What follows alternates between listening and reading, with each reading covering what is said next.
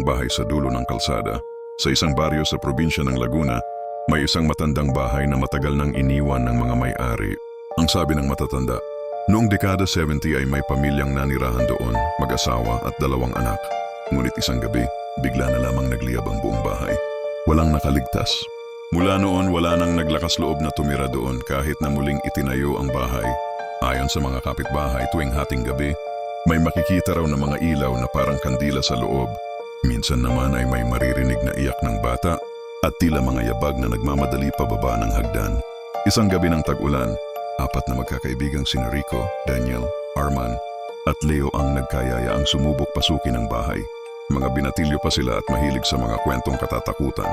Para sa kanila, isang challenge lang iyon at kung sino ang unang matatakot ay siyang tatawaging duwag.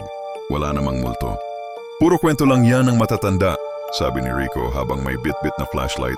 Kung totoo man, baka naman friendly sila. Biro ni Leo. Tahimik lang si Arman dahil siya ang pinaka-relihiyoso sa kanila at pinaniniwalaan niya ang mga kwento ng mga nakakatanda. Pagdating nila sa dulo ng kalsada, sinalubong sila ng malamig na hangin. Ang bahay ay tila nakamasid sa kanila, madilim, malaki at napapalibutan ng matatandang puno ng mangga. Punit-punit na ang kurtina at ang mga bintana ay tila mga matang nakatitig. Nang tuluyan silang pumasok, bumigat ang pakiramdam nila. Ang sahig ay umuungol sa bawat yapak at may amoy na parang sinunog na kahoy. Dito na nagsimulang kabahan si Arman. Bigla nilang narinig ang mga yabag mula sa ikalawang palapag, mabibigat, mabagal. May tao ba dito? Sigaw ni Daniel ngunit walang sumagot.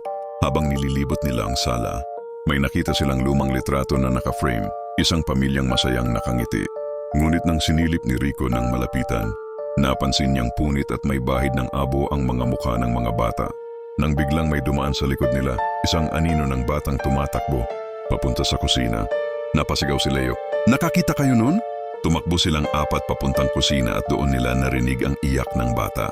Isang malungkot paulit-ulit na iyak na tila nagmumula sa ilalim ng sahig. Sinubukan nilang lumabas ngunit nagulat sila nang biglang naglock ang pinto. Kahit anong hatak at tadyak ay hindi bumigay. Ang mga bintana naman ay tila nagiging makapal na salamin na hindi mababasag. Nang umakyat sila sa ikalawang palapag, doon nila nakita ang pinakanakakakilabot.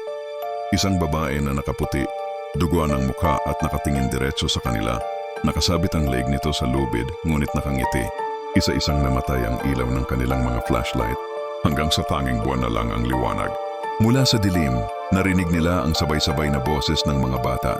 Halika kayo, dito na kayo tumira kasama namin. Kung nagustuhan mo ang video, mag-comment ka ng kwento mo sa baba at babasahin ko.